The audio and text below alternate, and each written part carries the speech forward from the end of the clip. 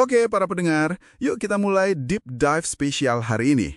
Fokusnya ke pertandingan, krusial banget nih. Indonesia lawan Irak di kualifikasi Piala Dunia AFC Grup B. Apalagi kita baru aja kalah tipis kan dari Arab Saudi. Iya, pertandingan yang sangat menentukan ya. Betul. Nah, di depan kita ini udah ada beberapa bahan nih. Laporan pertandingan, ada dari Reuters, VN Express Internasional juga, terus analisis taktik, data-data kunci, sama komentar-komentar pengamat bola. Lengkap ya kayaknya. Siap, kita bedah bareng-bareng. Siap. Jadi, misi kita hari ini, kita coba pahami posisi Indonesia sekarang di grup ini gimana persisnya, terus tantangan dari Irak ini apa aja sih, kelebihan sama kekurangan timnas kita, dan yang paling penting, apa yang perlu dilakuin biar asa ke Piala Dunia ini tetap hidup. Kita gali intinya dari semua sumber ini. Oke, menarik. Yuk, kita bongkar pelan-pelan. Jadi, situasi grup B sekarang yang lolos otomatis kan cuma juara grup. Nah, kita kemarin kalah 3-2 dari Saudi di Jeddah. Sempat unggul padahal ya. Iya, lewat penalti Kevin Dix. Tapi, dibalas cepat sama Feras Albrikan, 2 gol malah, plus 1 dari Saleh Abu Al-Shamad. Hasilnya, Saudi di puncak, 3 poin. Kita, 0 poin, selisih gol -1. Artinya lawan Irak ini jadi wajib menang lah ya kalau mau realistis. Banget, wajib menang. Nah, ngomongin laga lawan Saudi kemarin. Awalnya kan sebenarnya lumayan ya, kita berani nyerang, dapat penalti gitu. Iya, ada harapan di awal. Tapi, nah, di situ juga kelemahan kita jadi kelihatan banget. Transisi bertahannya, goyah. Terutama pas kita lagi unggul, kok kebobolan cepet banget. Betul, itu sering jadi masalah transisi negatifnya. Terus, fisik juga kayaknya agak kedodoran ya, ngikutin intensitas tinggi Saudi. Ditambah lagi ada insiden kartu merah juga kan. Nah, pelajaran dari sini nih, ini penting banget buat bekal lawan Irak nanti. Iya, setuju banget. Dan Irak ini, kalau kita lihat dari sumber-sumber yang ada, karakternya beda loh sama Saudi.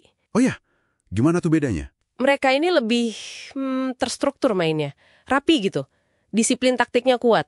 Fisiknya juga, wah jangan ditanya deh, kuat banget buat duel di tengah, sama bahaya pas bola mati atau set piece.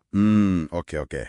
Pelatih Irak, si Graham Arnold, itu dikutip Reuters bilang timnya fokusnya satu pertandingan ke pertandingan lain aja. Tapi dia juga pede karena pemainnya lagi bagus di klub, modal fisiknya juga kuat. Nah, ini yang menarik. Gaya main Irak yang lebih sabar dan fisik ini nuntut adaptasi dari kita. Jadi nggak bisa asal serang kayak kemarin ya? Kayaknya nggak bisa, harus lebih hati-hati. Nah, nyambung nih. Berarti kunci buat Indonesia lawan Irak nanti ada di pertahanan ya. Terutama pas kita kehilangan bola di area lawan, baliknya itu harus super cepat. Betul, transisi negatifnya harus dibenahi banget. Terus jaga jarak antar pemain, compactness itu ya, biar nggak gampang diobrak-abrik tengahnya. Iya, biar rapet, jangan kasih ruang. Nah, serangannya gimana? Mungkin serangan balik cepat sama manfaatin bola mati jadi senjata utama kita, gitu ya.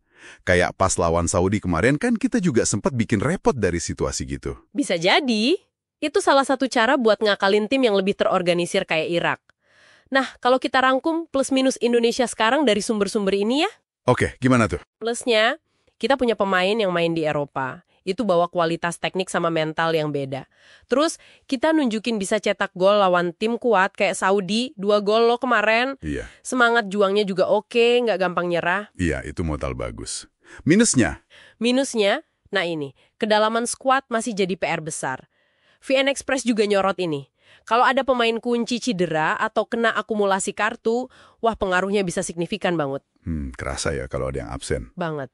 Terus, ya itu tadi, transisi bertahan menyerang atau sebaliknya. Ini masih agak rapuh, suka telat. Dan jujur aja, jam terbang di laga penentuan kayak gini, kita masih kalah lah dibanding Irak atau Saudi. Saya lihat ada catatan juga nih soal saran taktik praktis buat tim pelatih, buat Patrick Kluivert. Mungkin formasi yang lebih realistis ya, kayak 4-2-3-1 yang rapat, atau malah 3-5-2 biar tengahnya padat banget. Iya, itu opsi yang masuk akal. Atau mungkin pakai 2 gelandang bertahan, double pivot itu, buat coba ngeredam lini tengah Irak yang katanya kuat banget itu. Terus back sayapnya gimana? Jangan terlalu ofensif mungkin ya? Mungkin gitu, lebih fokus bertahan dulu, serangan baliknya lewat sayap aja yang cepat, terus latih intensif skema bola mati, sama, nah ini penting, manajemen energi pemain, rotasi kalau perlu. Oke, masuk akal semua sarannya. Nah, kalau prediksi skor, Gimana nih dari data dan analisis sumber? Kalau lihat data sih Irak memang sedikit lebih diunggulkan ya.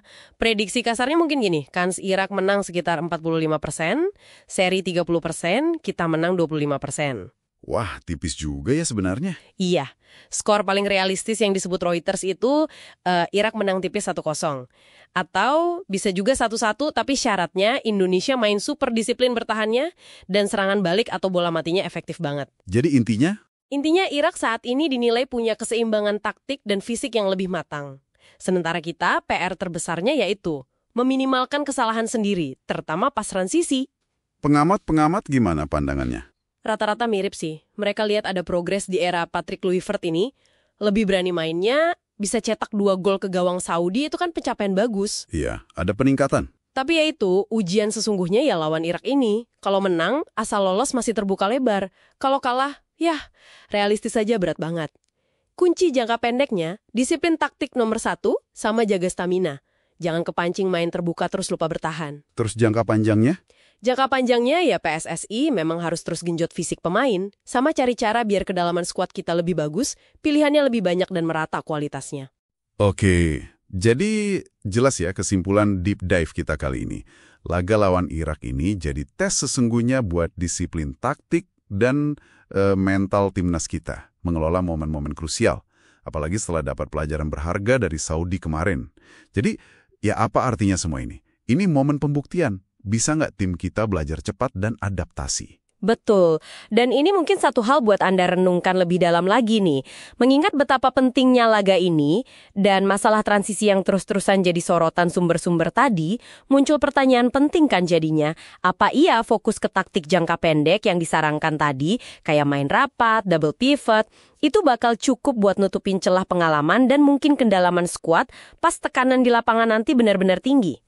Sesuatu untuk kita amati bersama nanti.